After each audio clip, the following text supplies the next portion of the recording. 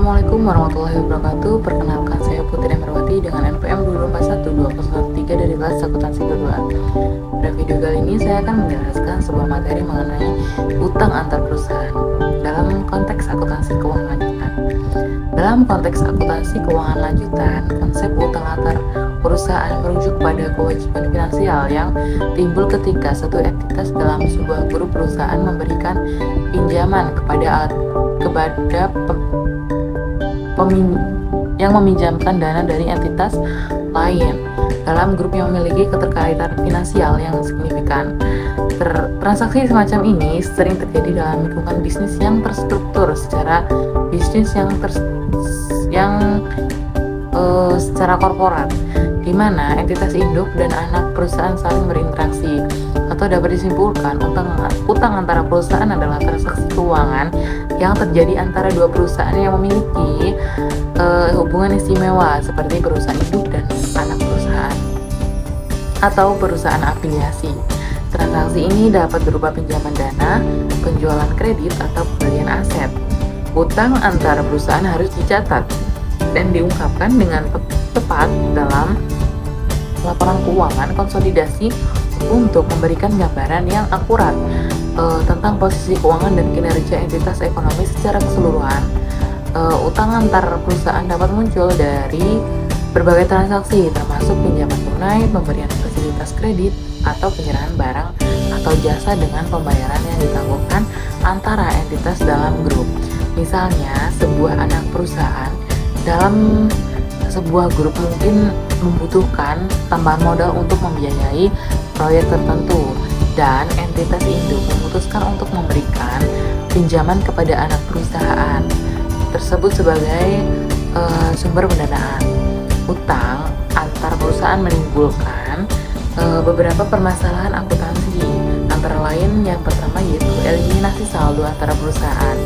Dalam laporan keuangan konsolidasi, saldo utang antara perusahaan harus dihilangkan atau untuk menghindari duplikasi dan memberikan gambaran yang akurat tentang posisi keuangan entitas konsolidasi. Kemudian yang kedua, alokasi biaya bunga.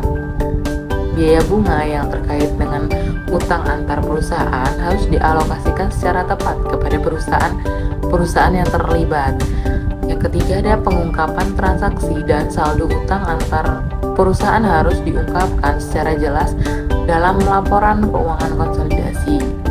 Pentingnya utang antar perusahaan dalam konteks akuntansi keuangan lanjutan terletak pada perlunya mencatat dengan akurat transaksi internal ini yang bisa memiliki dampak signifikan terhadap posisi keuangan dan kinerja finansial keseluruhan dari grup perusahaan.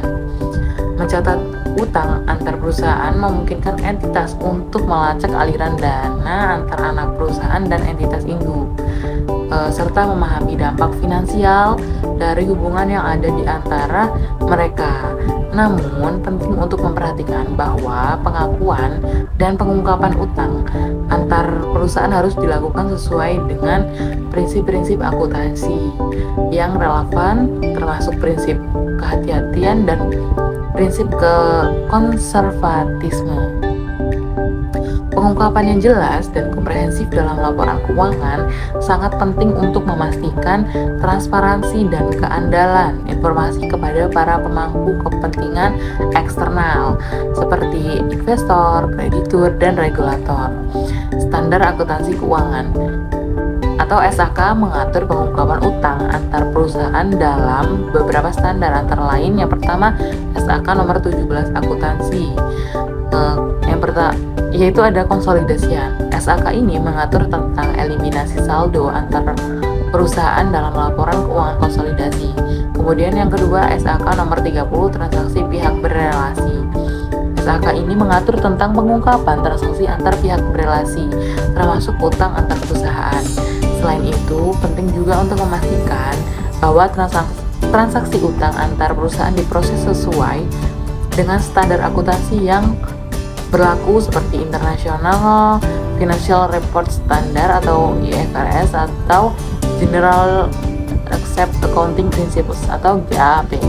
Hal ini diperlukan untuk memastikan bahwa laporan keuangan, grup perusahaan mematuhi persyaratan hukum dan peraturan yang berlaku di yurisdiksi tempat entitas beroperasi.